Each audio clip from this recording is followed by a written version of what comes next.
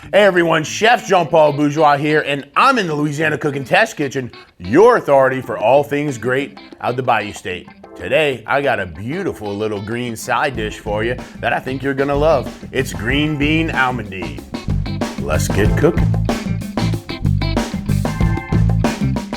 First thing I wanna do is make sure that I'm properly blanching my green beans. And what a blanch means is to cook in salted water, then shock in salted water, and it really helps preserve the green beans' color and integrity.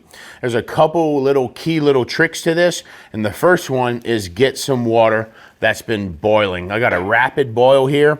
I have a lot of salt. I have an ice bath here, and I have my green beans that haven't been blanched at all. In this water right here, I want to add enough salt, and the idea is to add enough salt to where it's almost like ocean water or seawater. It needs to be pretty darn salty. I like to add it into really boiling water so none of that salt sticks to the bottom and it really dissolves almost instantly. I'm gonna put my lid back on, let that come back up to a boil. I also like to add salt to my water bath. And just in moments after adding this salt, you'll notice the top of that ice almost solidify and harden. It's gonna actually give that ice more resiliency and bring that temperature down even more. And plus, I don't wanna rinse all my salt water, my salt flavoring off of my blanched green beans. I wanna shock them in also salted water. Okay, so now I'm boiling again. You can go ahead and take your green beans. I'm gonna add half of these right now and blanch half at a time. All right, so you notice that immediately brought the temperature of that water down. I want to put the lid back on. I want to get that back up to boiling as quickly as possible. Now, how done you want these is just a personal opinion. I like them for this recipe that still have some snap to them. But if you want less crunch out of your green bean, then all you have to do is just cook them for another minute or two more before you shock them. What I'm looking for, and you can already see that vibrant green popping off of those green beans. You want to keep them down. They need to come up to a good boil before I can go ahead and shock them and cool them off. So my green beans, they come back up to a boil. Once they do that, I want to just time them for about a minute. I'm going to give them a little stir, make sure they're nice and mixed around. But really about 1 minute, once they come back up to a boil, then we can take them out and do our next batch. So our green beans have been boiling for about a minute. You can tell, like, even if I pick one up and I give it a pinch, it really wants to split like pretty easily. And that's where I want them to be. So I'm going to just take them right out. You can keep that water boiling, because I got to have another batch here to go. Get them right into the ice bath. You want them cooled immediately, and you want them cooled fully. Not warm, not room temp, ice cold. So keep them in here for like another 2 minutes or a minute, and then you can move them out and get them dried off. I'm gonna put my lid back onto this pot, get that water back up to a boil so I can do my last batch of green beans.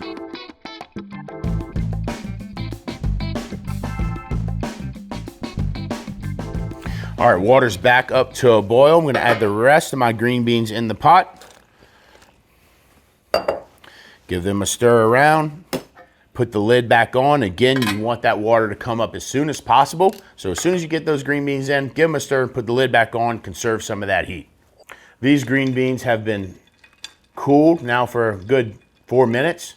They're ice cold. We can get them right into a colander or on top of a kitchen towel or a paper towel to dry off.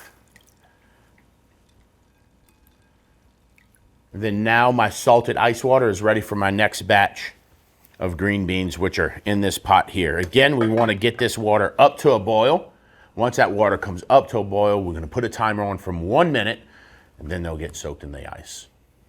All right, it's been a minute. I got my fire off. Green beans are coming out the boiling water straight into the ice water. They'll cool down for about 3-5 minutes. Make sure they're fully cool and cold. Give them a nice little mix. Make sure that ice is down in there. Give them 3 minutes, let them fully cool off from that hot water, and then we can move on to actually making our green bean almondine.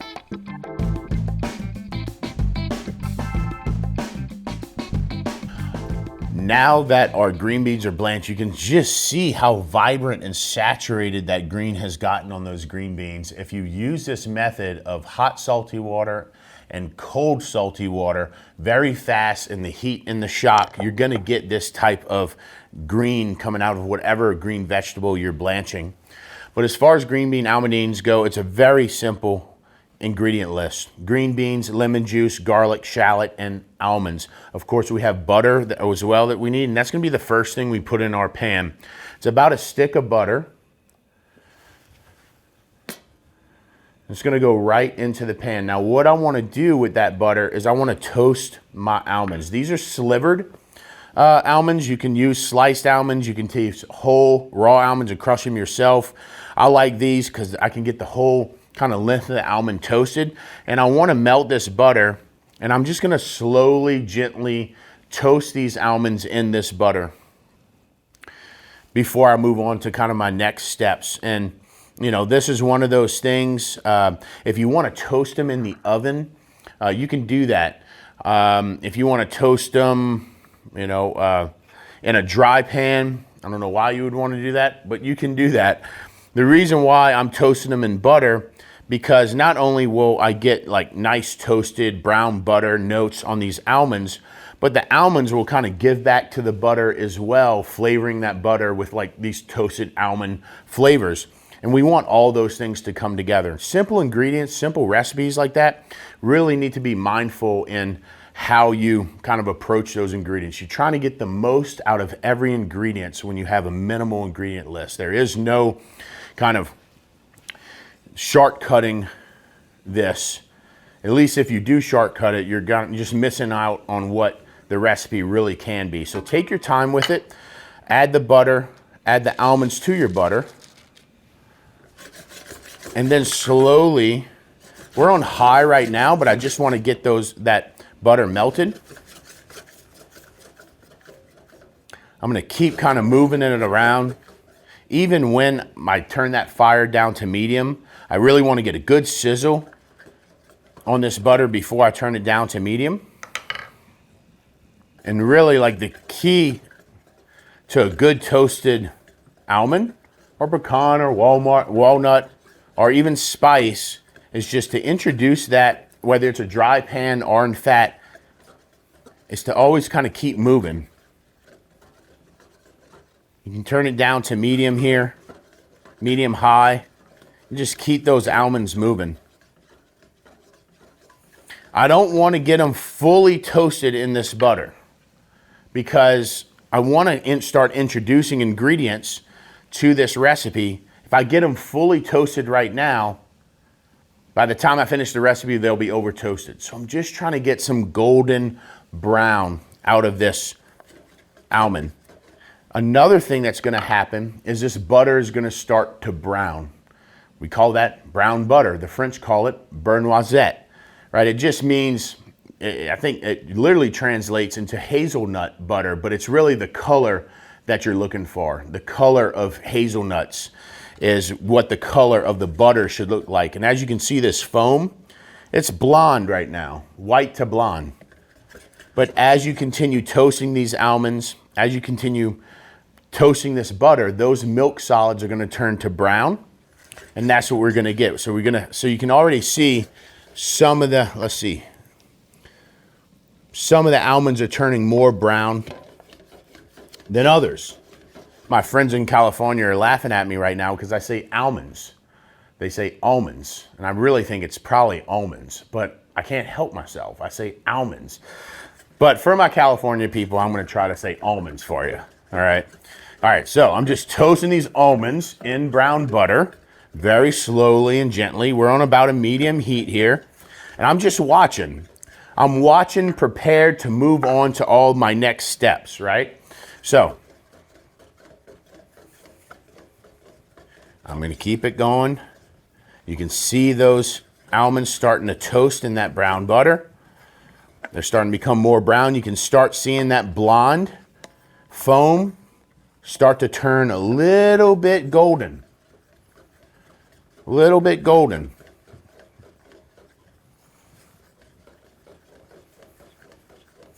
All right, there we go. You can, I mean, if you had a time lapse on this camera right now, you would see exactly, you can see how that butter is really now starting to take on this golden hue along with these almonds.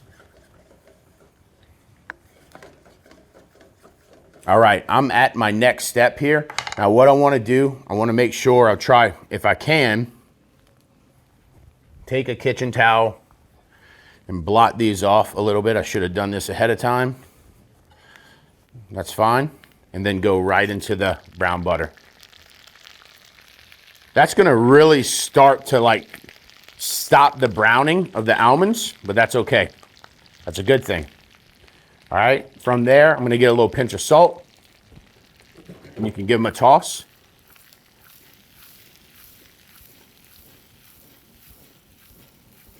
It's looking good.